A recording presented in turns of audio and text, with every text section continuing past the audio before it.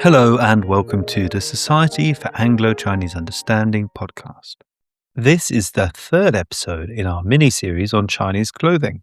Last month, we learned about hanfu, a term which refers to the clothing of historical Chinese dynasties. One of the places from which you might recognize traditional Chinese dress is the Chinese theatre or opera. Chinese opera has evolved over many centuries. It has its roots in the ritual performances in China's ancient past. It began to gain its recognizable current form during the Song dynasty in the 13th century. Today, Chinese opera has hundreds of regional styles, 5 of which appear on UNESCO's list of intangible cultural heritage. The plots are based on events from Chinese history, or famous well-known legends and stories, and the performances feature music, acting, and dancing. Traditional performances like the Beijing Opera feature bright and elaborate costumes drawn from historical Chinese dynasties. You might have seen videos online of the face-switching techniques of the Sichuan Opera.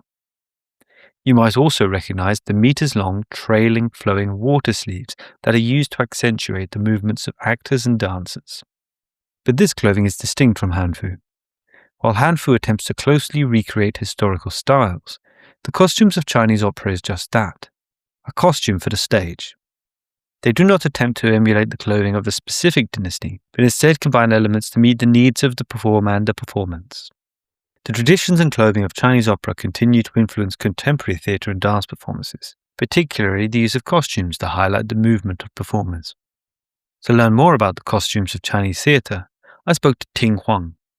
Ting Huang is a practitioner in costume design at Central St. Martin's, University of Arts, London.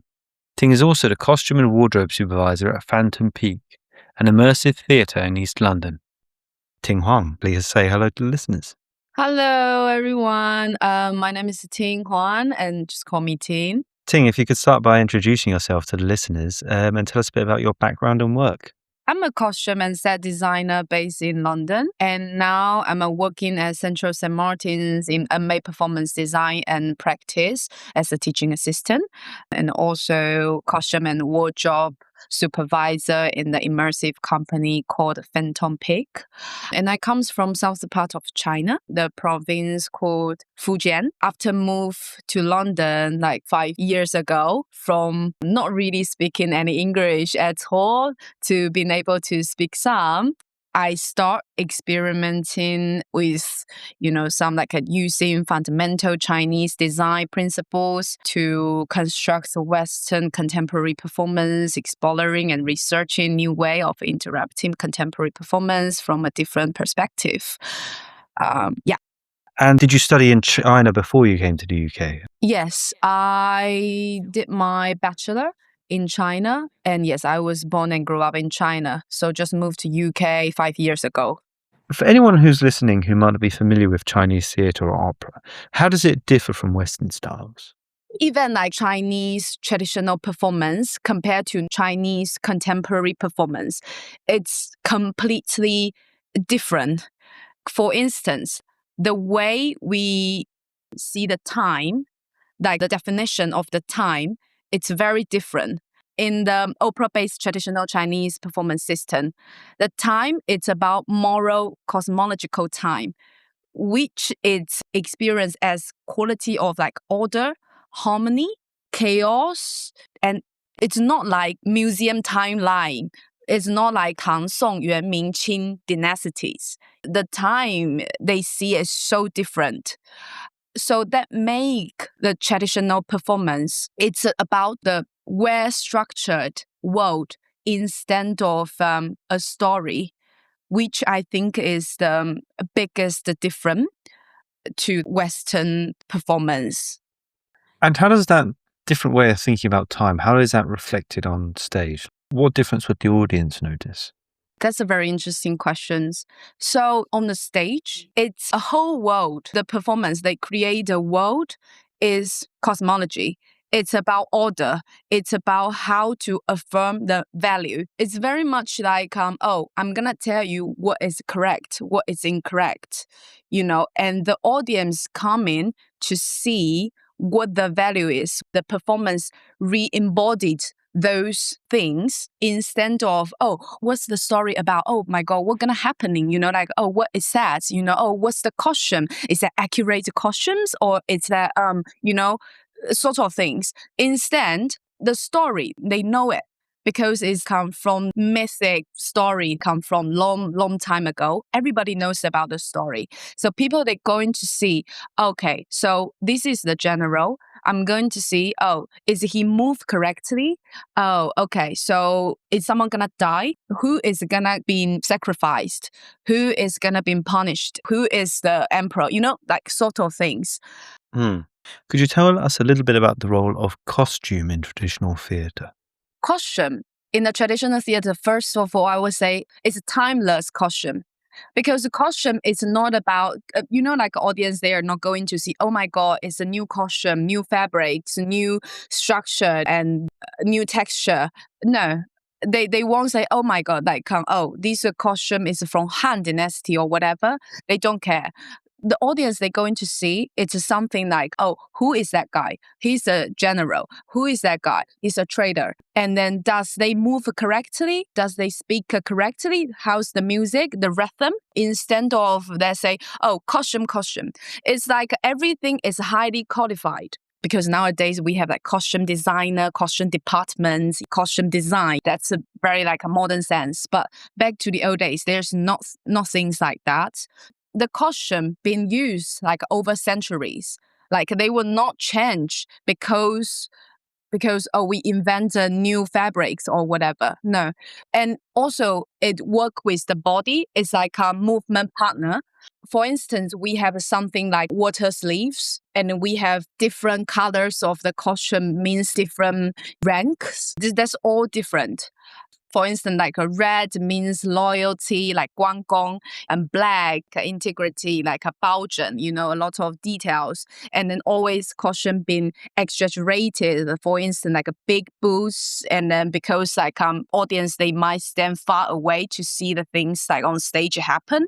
So like everything is being exaggerated. So for instance, like the general, they won't actually use the real armor or like boots like that they used during the wartime. Instead, they will exaggerate the boots and put the flag in the behind of the general, to show their characteristics, and then also to make sure people sit from far away, they can see it.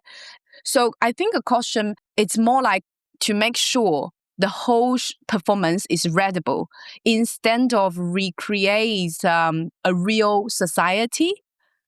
It's more make sure like, okay, that's readable, I think that point you make about authenticity is really interesting.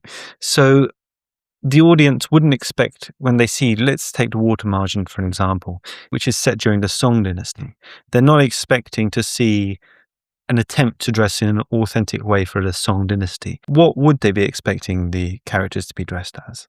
It's more about what the role would be looks like instead of, okay, so Song dynasty, let's create the role looks like a more, fits in the Song aesthetic. No, there's nothing like that. It's always about the value, the ordering. It's the most important things. And you mentioned briefly about the way that the outfits of traditional Chinese opera move with the body was quite important. Can you tell me anything more about that? It's very interesting because the way the costume work with the body is 100% connected to the philosophical systems in China. For instance, what I mentioned before, water sleeves. There is like a long water sleeves or like a short water sleeves. And like in Western, like let's say dance performance, ballet, and you stretch your body. But in China, we were hidden our hands under the long fabrics, and then we probably would show one or two fingers at some point, follow the rhythm. And that's how we extend the body instead of show the body itself, because instead of showing the body, we showing like energy, like how to pass the energy through different bodies. And that's how the costume works. Not just water sleeves, also heavy ropes. it delays the movement. It creates an after image. It just works completely perfect with the body because from the retro and also the Taoism, the philosophy, it's always about qi, about energy, about breath, about showing the time. Another thing you mentioned was the role that color plays in identifying the role of the characters. Could you just explain a bit about that? Look, China is huge. We can't just use like, everyone use this red color to represent, but more like a general. So, for instance, red color is like loyalty and courage, like Guanggong from the Romance of the Three Kingdoms. And black, it's more like integrity, firmness. And the white color is like hypocrisy, always like, traitor, like bad guys. That's so interesting because obviously in traditional, like if you think about cowboy film, the cowboys in the black hats are always the villains and the cowboy in the white hats are always the good guys. Oh, really? That's opposite. And also the red. Red, like, I think red in probably Western logic is like anger or like. It means red stands for like danger, for stop, for I think, for instance, on a gun, the saying is red means dead. So if you can see the red on the safety catch, it means wow, that's very different. Well, it's even different on the Chinese stock markets where the price of the stock is going up, it goes red. Yeah. And whereas in Western stock markets, if it's in the red, that means it's going down. Oh, and, wow, I didn't know it. Yeah. And if we say a company is in the red, that means it's losing money. Oh, and you want to be it's in the funny black. because now it's like Chinese New Year, right? And people like my dad, he will like start wearing like, or like people in general, like wearing red underwears or like wearing like red hats or red clothes. So that's like they hope that their stock can like increase like in the next day or whatever. Yeah. Because like I think red, people get when they get angry, their faces go red. When you cut them, they bleed red. So it's all the time people are in trouble. We see, and when we say when someone's really angry, we say they see red. Wow. Or they got the red mist comes down when they lose control of their emotions. I see.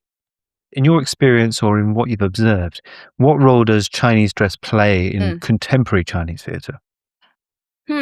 That's very interesting. And also that's something I think is unsolved, I think these days people, they're trying to explore a new way how to use the traditional theater principle to recreate in contemporary world.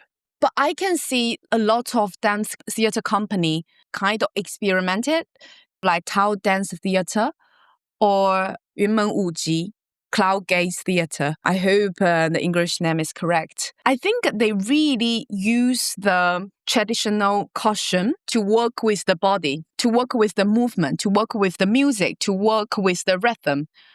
What is the distinction or difference between a traditional Chinese clothing more generally, so the clothing of like a specific dynasty, from the types of clothing that would be used in traditional Chinese theatre? It's like a map to a city, like how to make sure it's readable, like how people, they relied on the costume to decode the story. Who is this guy?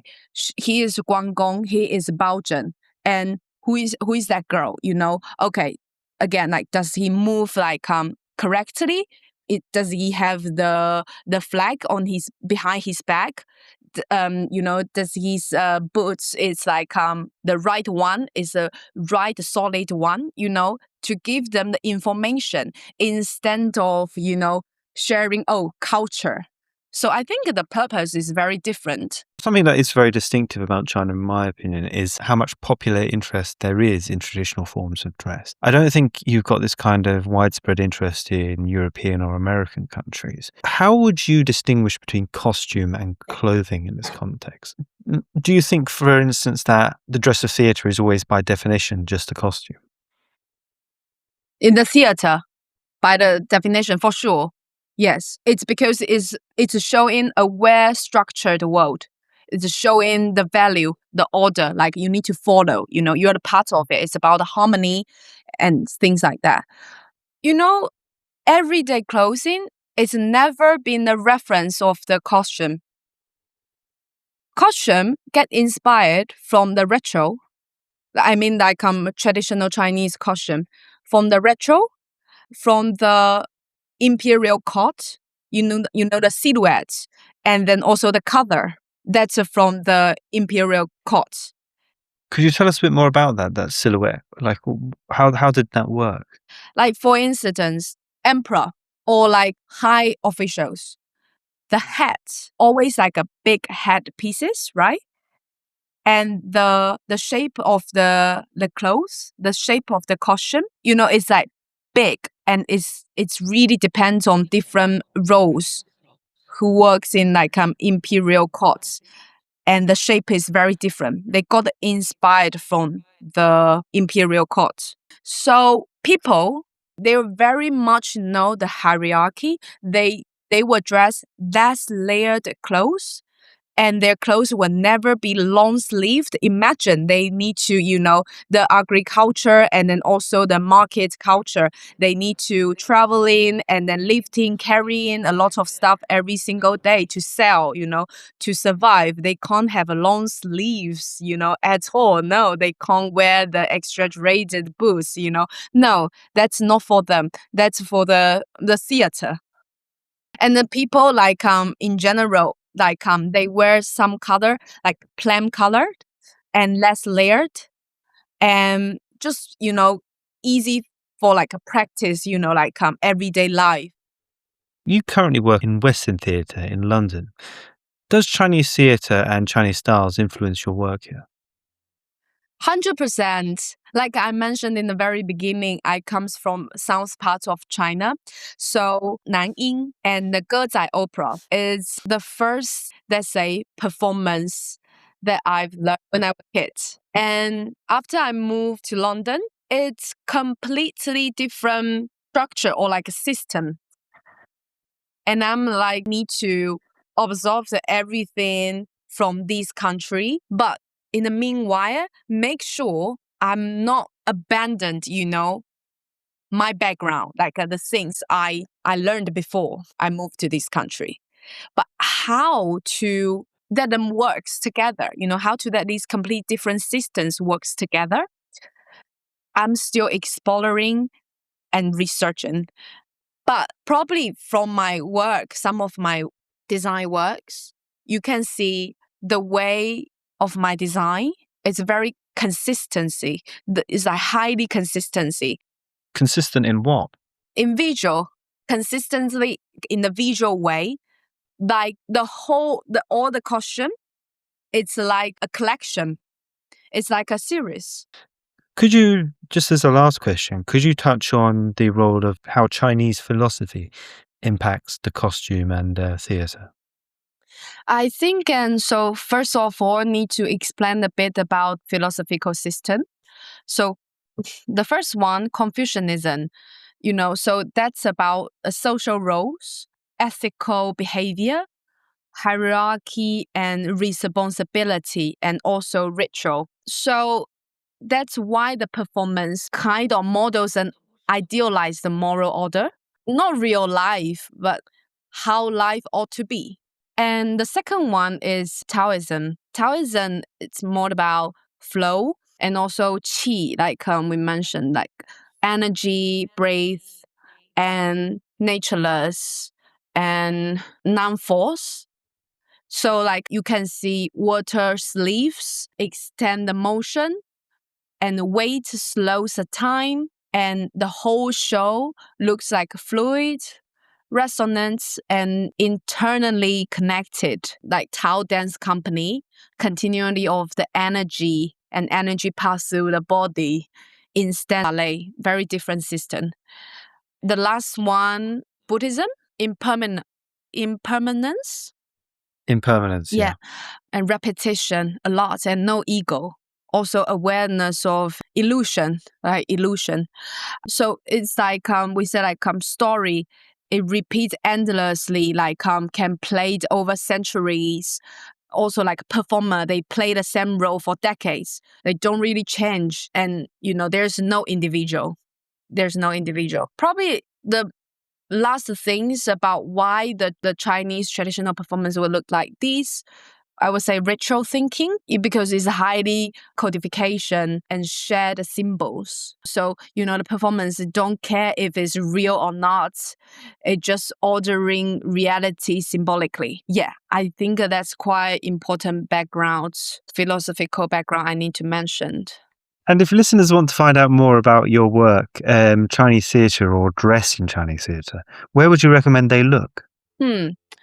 I would say probably you can go check Chinese classical dance from Beijing Dance Academy. They started from 1950s. They reorganized from martial arts and traditional Chinese 戏剧, which is like what we call like Chinese opera. Like 戏剧, we would say 昆曲, 京剧, those 戏剧. Also, theater company like Cloud Gate or Tao Dance Theater. Yeah. So, Ting Huang, thank you so much for joining us. Of course, my pleasure. That was Ting Huang from Central St. Martin's, University of London. The Society for Anglo-Chinese Understanding is a charity which has worked to promote understanding and friendship between the British and Chinese peoples since 1965. If you would like to find out more or get involved, visit sacu.org. If there are any other topics you would like to hear this podcast discuss, or if you have any feedback, please contact us via the email in the show description. In the show description, you will also find links to the topics discussed today. This podcast was written, produced, and edited by me, Joseph Edmonds. The music is Chopin's Grand Valse Brillante, Opus Number 18, produced by Gregor Quendel and released under a Creative Commons license.